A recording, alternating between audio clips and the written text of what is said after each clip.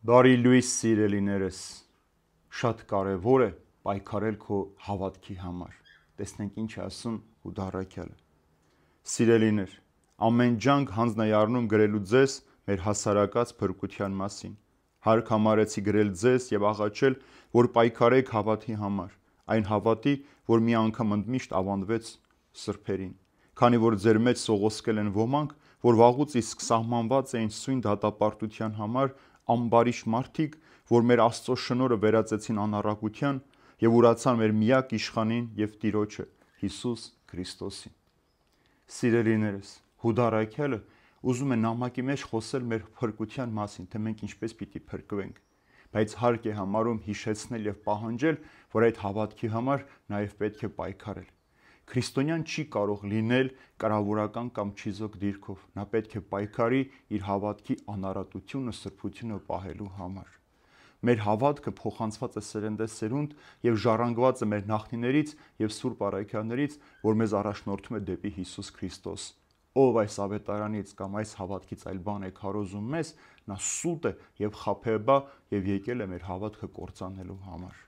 Երկրորդ սիրելիներ, այստեղ օրինակ է բերում, որ մեր մեջ ներթափանցել են ամբարիշտ ու անհավատ մարդիկ։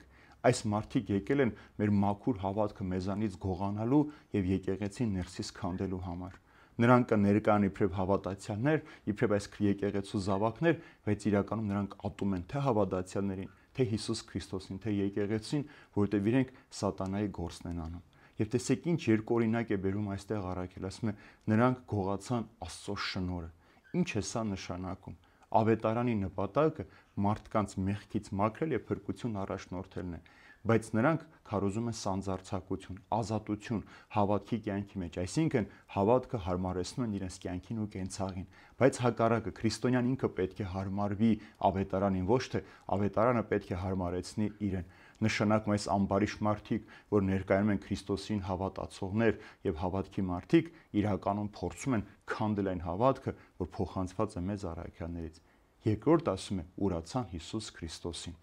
Այս մարդիկ իբրև թե պայքարում են սատանայի, բայց իրականում պայքարում են Հիսուս Քրիստոսի դեմ։ Նրանք ուրացել են Քրիստոսին եւ իրենց առաջին թշնամին Քրիստոս է։ Եվ եթե դու Հիսուս Քրիստոսին չես հավատում այնպես ինչպես պետք է հավատաս, եւ միայն ասում ես, որ ես հավատում եմ Հիսուսին, հետևում եմ Հիսուսին, բայց ամբողջ քո ընթացքը սխալ է, ուրեմն դու սուտ ես եւ հակա Քրիստոս ես։ Եվ Պողոս առաքյալն ասում է, նրանք ցույց են տալիս, որ հավատում են Աստծուն, բայց իրենց գործերով հակառակն են։ Նրանք ամբարիշտ, անբավարտավան, ասում է ամեն բարի գործի համար նույնիսկ անպետք են։ Ուրեմն այս մարդիկ, ովքեր որ կան մեր մեջ եւ խոսում են Քրիստոսից, խոսում են եկեղեցուց, բայց անդադար բողոքում են եկեղեցու մեջ եւ փորձում են մարդկանց հավատքը գողանալ, այս մարդիկն են, որ ամբարիշտ են ու անհավատ, ովքեր եկել են Քրիստոսի եկեղեցի ներսից քանդելու եւ մեր հավատքը մեզանից գողանալու։